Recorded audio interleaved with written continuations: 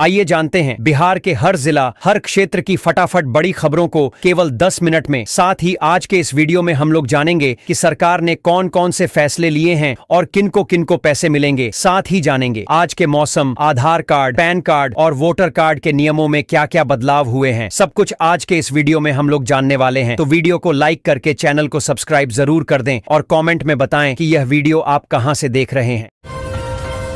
माननीय मुख्यमंत्री श्री नीतीश कुमार के निर्देशानुसार लक्ष्मीबाई सामाजिक सुरक्षा पेंशन योजना अंतर्गत 1100 रुपये की पेंशन राशि डीबीटी के माध्यम से आपके बैंक खाते में भेज दी गई है।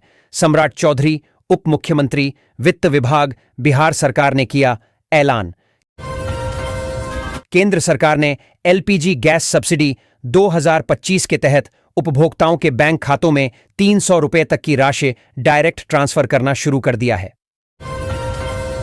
भारत के प्रधानमंत्री ने एक नई स्कीम लॉन्च किया है, बीमा सखी योजना, जिसके तहत महिलाओं को हर महीने 7,000 रुपये मिलेंगे। यह योजना विशेष रूप से महिलाओं के लिए डिजाइन की गई है और उन्हें आर्थिक स्वतंत्रता दिलाने में मदद करती है। एलपीजी गैस सिलेंडर की कीमत को लेकर फिर से एक बार महत्वपूर्ण अपडेट सामने आई है। एलपीजी गैस सिलेंडर की कीमत में कटौती का ऐलान कर दिया गया है। हाल ही में सोशल मीडिया और मीडिया स्रोत के माध्यम से जो जानकारी मिल रही है, उसके मुताबिक सिलेंडर की कीमत 100 रुपये से लेकर 120 तक कटौती कर दी गई है। हो सकता है कि आने वाले समय में भी और भी बड़ा बदलाव हो सकता है। मीडिया रिपोर्ट के अनुसार 120 तक की कटौती कर दी गई है। एलपीजी गैस सिलेंडर की अलग अलग राज्यों में और शहर में थोड़ी बहुत अलग कीमत देखने को मिल सकती है, क्योंकि भारत पेट्रोलियम और हिंदुस्तान पेट्रोलियम जैसी प्रमुख कंपनियों के नए रेट जारी किए हैं। बिहार सरकार ने महिलाओं को सरकारी नौकरियों में 35% क्षैतिज आरक्षण देने का निर्णय लिया है, जो वर्तमान में चल रही भर्ती प्रक्रियाओं में भी लागू होगा। मुख्यमंत्री नीतीश कुमार ने बताया कि 1,31,571 नौकरियां प्रक्रियाधीन हैं। यह आरक्षण स्थायी और संविदा दोनों प्रकार की नौकरियों में मिलेगा, जिसका उद्देश्य राज्य में महिला सशक्तिकरण को बढ़ावा देना है। सरकार समय समय पर देश के गरीब और कमजोर वर्ग के लिए नई योजनाएं लागू करती है, जिससे उनकी बुनियादी जरूरतों को पूरा किया जा सके। ऐसी ही एक नई योजना फ्री हैंड पंप योजना की शुरुआत की गई है, जिसके तहत 15,000 रुपये पात्र परिवारों को हैंड पंप लगाने के लिए सरकार की ओर से सब्सिडी दी जा रही है। योजना का उद्देश्य है कि हर गरीब परिवार को स्वच्छ और सुलभ पेयजल उपलब्ध कराया जा सके। सरकारी नौकरी में रिटायरमेंट उम्र सीमा बदलने की खबर।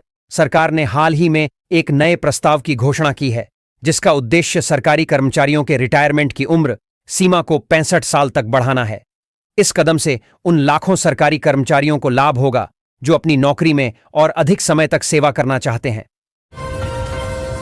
बिहार वोटर वेरिफिकेशन पर रोक लगाने से सुप्रीम कोर्ट का इनकार जारी रहेगा। एसआईआर याचिकाकर्ताओं की ओर से पैरवी कर रहे वरिष्ठ अधिवक्ता कपिल सिब्बल ने कहा कि बूथ लेवल ऑफिसर बीएलओ को यह पावर दिया गया है कि वो तय करें कि कोई भारत का नागरिक है या नहीं।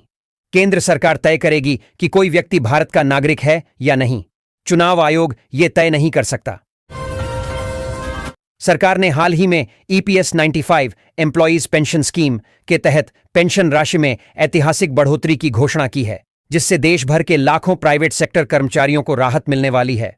अब न्यूनतम मासिक पेंशन Rs 8,500 तय कर दी गई है, जो पहले केवल Rs 1,000 थी। बिहार में मानसून की सुस्त चाल के बीच देर रात झमाझम बारिश हुई, जिससे लोगों को उमस से राहत मिली। मौसम विभाग ने कुछ जिलों में तेज हवा, मेघ गर्जन और वज्रपात की चेतावनी जारी की है। बीते 24 घंटों में कई जिलों में हल्की बारिश हुई। वाल्मीकि नगर में सबसे अधिक वर्षा दर्ज की गई। बिहार के पीरो प्रखंड में एक दुखद घटना हुई। खंडनीकलां के मध्य विद्यालय में मध्याह्न भोजन खाने के बाद 48 से अधिक बच्चे बीमार पड़ गए, जिसके बाद उन्हें अस्पताल में भर्ती कराया गया। भोजन में मरी हुई छिपकली मिलने की बात सामने आई है।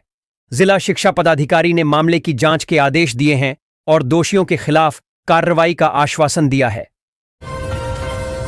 अगर आपका आधार कार्ड बने 10 साल या उससे ज्यादा हो गए हैं, तो आधार जरूर अपडेट करा लें, क्योंकि सरकार द्वारा जारी नए दिशा निर्देशों के अनुसार 10 साल या उससे ज्यादा पुराने आधार कार्ड को अपडेट कराना अनिवार्य है। अपडेट ना कराने की स्थिति में आधार कार्ड डीएक्टिवेट हो सकता है, सीधे बंद हो जाएगा। सार्वजनिक क्षेत्र से कार्यस्थल तक महिलाओं की सुरक्षा एवं संरक्षा के उद्देश्य से बिहार सरकार द्वारा निकायों में पिंक टॉयलेट का निर्माण शुरू कर दिया गया है। सरकार ने महिलाओं को सार्वजनिक स्थलों पर यौन उत्पीड़न एवं हिंसा से सुरक्षा प्रदान करने और उनके स्वास्थ्य व गरिमा को अक्षुण्ण रखने के लिए सुरक्षित और निजी स्वच्छता सुविधाओं से युक्त पिंक टॉयलेट उपलब्ध कराने की पहल की है।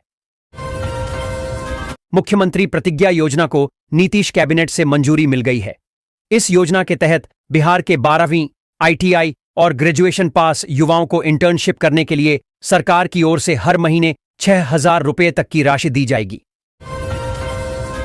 खगड़िया से एक बड़ी खबर है, जहां निगरानी विभाग ने मद्य निषेध विभाग के पुलिस उपाधीक्षक अभय कुमार यादव के आवास पर छापेमारी कर दी है। जानकारी के मुताबिक चित्रगुप्त नगर के कृष्णा नगर स्थित उनके घर से कई आपत्तिजनक दस्तावेज बरामद किए गए हैं। इस छापेमारी के दौरान किसी को भी घर से बाहर या अंदर जाने की अनुमति नहीं है। भारत सरकार ने वरिष्ठ नागरिकों को वित्तीय सुरक्षा प्रदान करने के उद्देश्य से एक महत्वपूर्ण पहल के तहत 15 जुलाई से रुपये 20,500 हर महीने पेंशन के रूप में देने की योजना बनाई है। इस योजना का मुख्य उद्देश्य वृद्धजनों को आर्थिक रूप से सशक्त बनाना और उनकी जीवन शैली में सुधार करना है। यदि आप इस योजना का लाभ लेना चाहते हैं तो सबसे पहले आपको अपने नजदीकी सरकारी कार्यालय में जाकर आवेदन करना होगा। पटना में जदयू कार्यालय में मिलन समारोह का आयोजन किया गया, जिसमें अलौली विधानसभा क्षेत्र के पूर्व विधायक रामचंद्र सदा ने अपने समर्थकों के साथ जदयू की सदस्यता ग्रहण की। ग्रामीण विकास मंत्री श्रवण कुमार ने उन्हें सदस्यता दिलाई और उनके अनुभव को पार्टी के लिए महत्वपूर्ण बताया। इस अवसर पर कई प्रमुख नेता और कार्यकर्ता उपस्थित थे। नवादा में तेजस्वी यादव ने नीतीश सरकार पर हमला बोला और युवाओं से एकजुट होने का आह्वान किया। कौशल यादव, पूर्णिमा यादव और सलमान रागिव जैसे प्रमुख नेताओं ने राजद की सदस्यता ली, जिससे पार्टी को मजबूती मिली। तेजस्वी ने जय नवादा विजय नवादा नया नवादा का नारा दिया और बिहार में बदलाव लाने का संकल्प लिया। रुन्नी सैदपुर में एक महिला जो 4 बच्चों की मां है, अपने भांजे के साथ भाग गई। जाते समय वह घर से 1 लाख रुपये नकद और 1 लाख के गहने भी ले गई। पति ने थाने में प्राथमिकी दर्ज कराई है, जिसमें उसने अपने भांजे पर पत्नी को फंसाने का आरोप लगाया है। पुलिस मामले की जांच कर रही है। बिहार लोक सेवा आयोग BPSC ने पटना और भागलपुर के आयुर्वेदिक कॉलेजों में असिस्टेंट प्रोफेसर के 88 पदों के लिए अधिसूचना जारी की है। ऑनलाइन आवेदन 15 जुलाई से 8 अगस्त तक किए जा सकते हैं। इन पदों के लिए BAMS डिग्री और स्नातकोत्तर डिग्री के साथ इंटर्नशिप अनिवार्य है। चयन प्रक्रिया में BAMS के अंक, अनुभव और साक्षात्कार शामिल हैं। बिहार सरकार ने सूखे और कम बारिश से प्रभावित किसानों की मदद के लिए डीजल सब्सिडी योजना को लागू किया है। इसके तहत सिंचाई के लिए डीजल पंप सेट चलाने वाले किसानों को प्रति लीटर डीजल पर 75 रुपये की सब्सिडी दी जा रही है। यह योजना खासकर धान, मक्का, जूट, दलहनी, तेलहनी, सब्जियों और औषधीय फसलों की सिंचाई के लिए शुरू की गई है। मुजफ्फरपुर में शिक्षा विभाग ने विद्यालय परिचारी की बहाली के लिए अधिसूचना जारी की है। अब यह भर्ती प्रतियोगिता परीक्षा के माध्यम से होगी, जिसकी जिम्मेदारी कर्मचारी चयन आयोग को सौंपी गई है। बिहार के निवासी ही आवेदन कर सकते हैं। मैट्रिक पास उम्मीदवार आवेदन कर सकेंगे और सीधी भर्ती से नियुक्त कर्मियों की परिवीक्षा अवधि 1 वर्ष की होगी। प्रधानमंत्री किसान सम्मान निधि योजना PM किसान योजना के तहत करोड़ों किसानों के लिए अच्छी खबर है।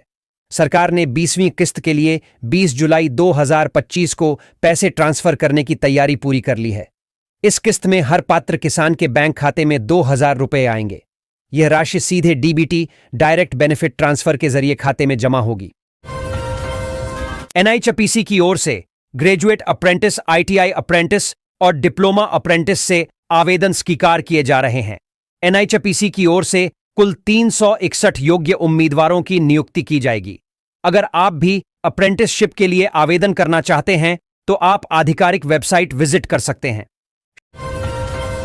श्रावणी मेला के अवसर पर दानापुर मंडल ने यात्रियों की सुविधा के लिए 11 जुलाई से 10 अगस्त तक 13 ट्रेनों का अस्थायी ठहराव विभिन्न स्टेशनों पर किया है। यह ठहराव मनकठा, खुसरूपुर समेत कई स्टेशनों पर होगा। रेलवे प्रशासन ने यात्रियों से इस अस्थायी व्यवस्था का लाभ उठाने का अनुरोध किया है, जिससे श्रावणी मेला के दौरान स्टेशनों पर भीड़ को नियंत्रित किया जा सके।